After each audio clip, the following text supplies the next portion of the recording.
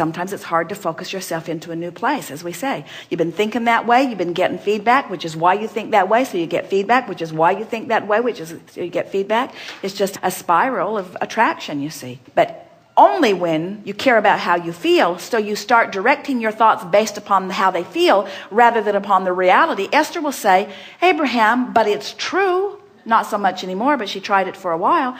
But Abraham, but it's true. You got to give me that. And we say, don't use the truth of something as your criteria for your focus, because there are all kinds of things that are true that you don't want to keep active in your vibration.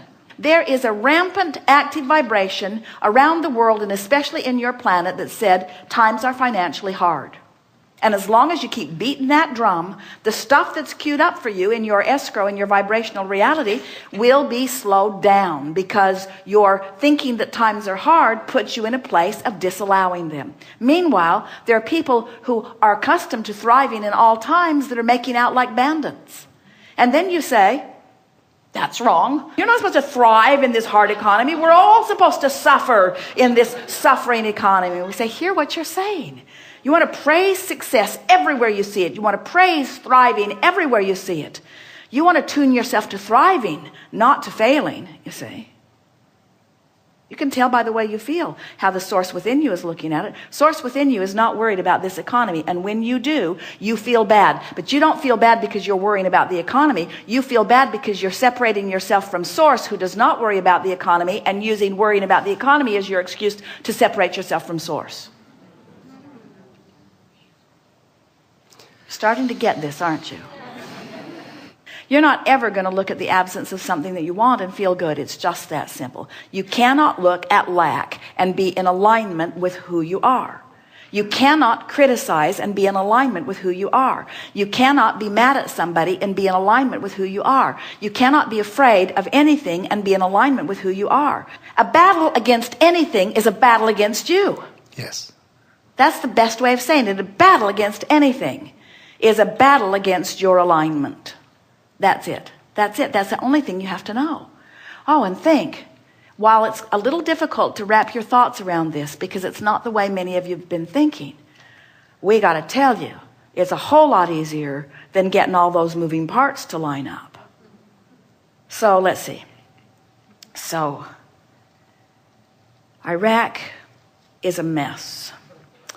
And they weren't a mess before, but now they're a mess. And maybe it's our fault that they're a mess, but they had problems and we wanted to straighten them out, and now we've just made it worse. But now Iran, right next to Iraq, they've never gotten along with each other, and I don't really understand why they've not gotten along with each other. It goes really far back deep. They probably don't even really know what it is, but they're sort of pitted against one another, and now it looks like we're sort of going to be swept into that. And then Israel, I don't really understand what's going on over there. And then the Palestinians, I don't know whose land it really was to begin with, and I don't know why they want to live there when there's so many other places that they could live, and I don't know why this little piece of land is so important to them, and I don't know why we're also supportive of them and why we're not more supportive of that. I don't know how to get them talking to each other. It seems like if they could all just get along, but it doesn't look like they're going to get along, and we send emissaries over there and they don't seem to understand it. It's just too big, it goes too deep, and this is our 50th year of really trying to involve ourselves in it, and it is getting bigger and getting worse.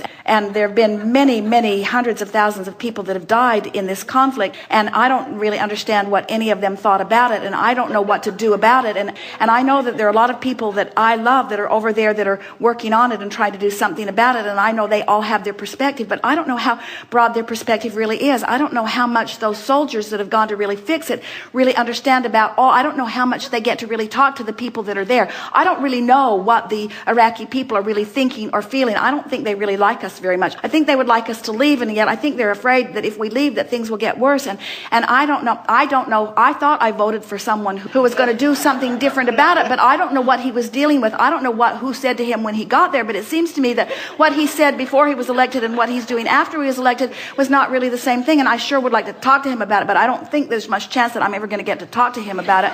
I'm not even sure if he really has a clear idea of what to do about it, but there are just so many, and we say, just kill me now.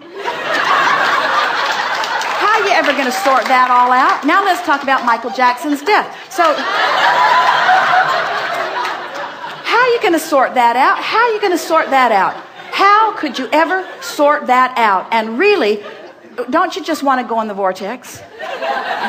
Don't you want to just leave them all to whatever they're creating and just go into... Now, here's what happens when you go into your vortex. When you see people afraid of bombs dropping on them, you ask for a world that is more peaceful. When you see children suffering, you ask for a better life for them. When you see intolerant people speaking only of one right way to live, you ask for a more diverse and understanding world. You have created something so magnificent in your vibrational reality, and all of your attention to all of that stuff that holds you apart from what you've created keeps you from being the whole being that you are, you see.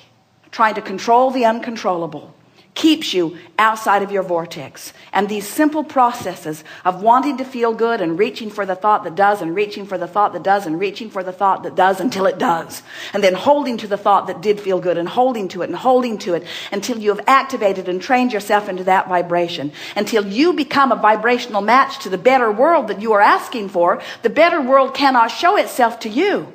But in the moment you become a vibrational match to the better world that you're asking for, it'll show up here and here and here and here. You'll rendezvous with those on the same wavelength. When you try to talk to anyone who's on a different wavelength, it's just blah, blah, blah, blah, blah. How unsatisfying. You express your truth, they express theirs. Nobody hears anybody. It's just more combat. Oh, we might as well just drop bombs on them because we don't understand them and they don't understand us.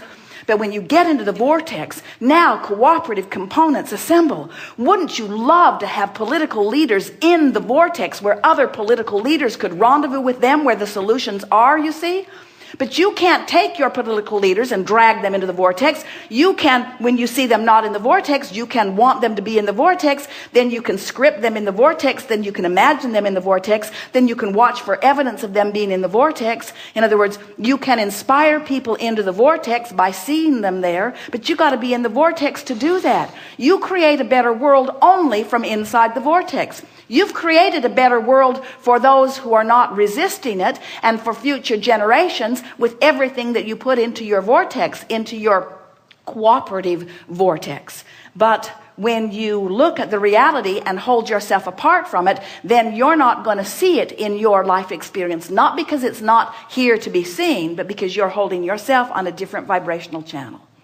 So when you run around waiting for somebody to do something, to make something better, somebody needs to get more money and give it to them, and somebody needs to take more money away from them and give it to them. There are too many moving parts. But when you get into the vortex, everything that you have put into your legacy, everything that is lined up for your inheritance, comes quickly and easily to you. And then the hard part, which is people who are outside the vortex, looking at you in the vortex thriving. You got to be strong enough that their discomfort with your thriving doesn't throw you out of the vortex. Because you can't get sick enough to help sick people get well, and you can't get poor enough to help poor people get rich. In other words, you can't suffer yourself into their understanding. You have to succeed yourself into their success. You have to appreciate yourself into their well-being. You have to adore yourself and them into their thriving, you see. You got to be in the vortex, or you got nothing to give nobody. That was good too.